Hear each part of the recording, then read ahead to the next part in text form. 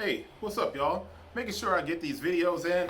And this is a shoe. I can't remember if I did the white version of the shoe and even if I've edited it. But when it dropped, the white version was reselling for almost $200+. But I think that was because it was so new and people hadn't seen it.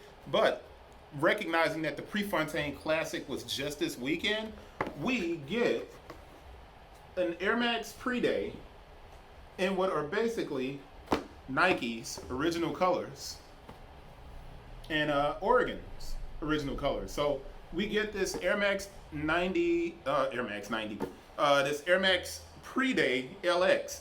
Doesn't have a number attached to it, so don't let me sit up here and add a number to something that doesn't have a number attached to it. I apologize for doing that. It's a really intriguing shoe. I don't think I did the white version. I should have done the white version. Look at that outsole, man.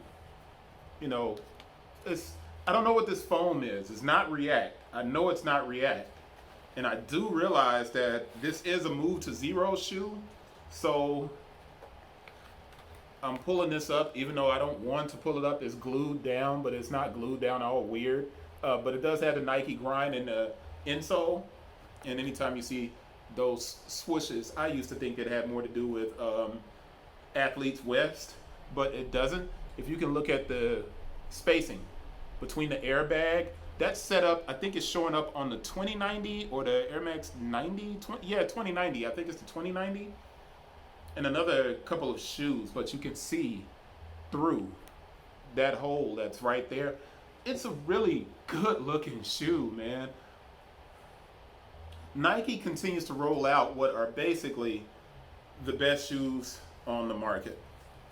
And I'm talking about the shoe versus actually talking about, if you're a fan of Nike and you don't know who Steve Prefontaine is, you're simply a fan of the shoes. You're not a fan of the brand.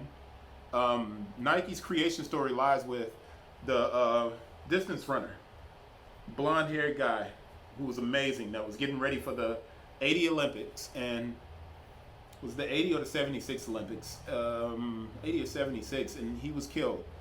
Auto accident.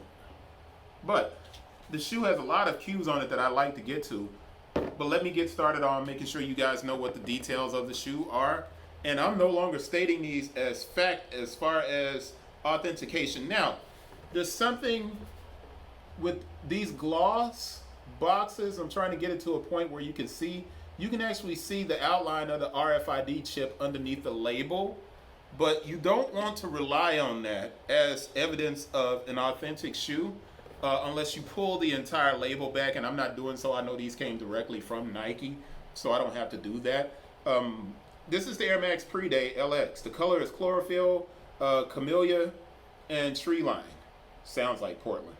The SRP is $140. The style code is DC5330-300.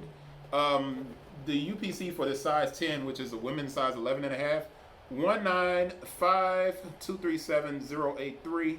312, and there's a 16 at the end.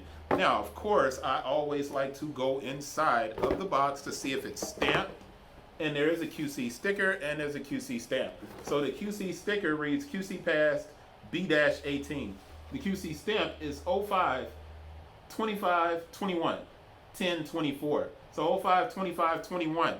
Now, why am I giving you that information? Because on the size label, which is on the medial side of the shoe. Size labels on the medial side of the shoe. We look at our dates and we make sure our dates are okay, just to double check. Small code is VT, and that's made in Vietnam. And dates of production are 01/20/21 to 05/15/21. 05/15/21. Now, I want to put this paper back in here. 05/15/21. 05/25, 10 days, man. So we know we're spot on as far as authenticating. This little pull tab is simply a design. It doesn't have any function at all. Now, an athlete would probably take their spikes off and walk around with their spikes like this, with their fingers inside both shoes, and it's an easy way to carry the shoe.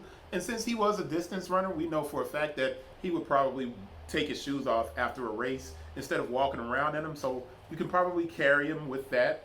I don't know if this is a detail that's old school, because underneath the Nike logo is the OG kind of logo for Nike from the 70s. All right, and this little patch that's on the back is not leather. I'm not sure what that is, that material. But I know the rest of the upper is a Durabuck suede up the toe. On the side, on the medial and the lateral side, the eyelets, suede. The tongue has these gigantic perforations, man, which I assume is old school, but I automatically think Off-White when I see those kind of things. But then again, Off-White pulls from the archive, so more than likely it's a Nike thing. And we also see that classic Nike logo on the tongue. So it's on the heel and it's on the tongue. This gives us all of the vibes of an old school Nike running shoe with a bit of the new from Nike in the Air Max pre-day. It's a very cool looking shoe.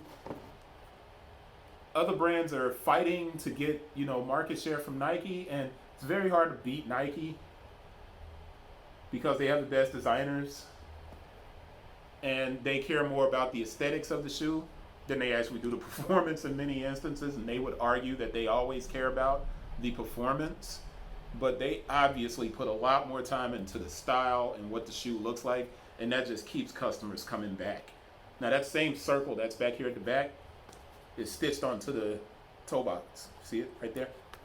But that's it. I'm not going to stay on this any longer. I'm going to move on because I got a couple of lower price shoes to get to. Actually, I'll take that back. I got one expensive, one lower price. Let's get back to it. See you guys on the next one. Peace.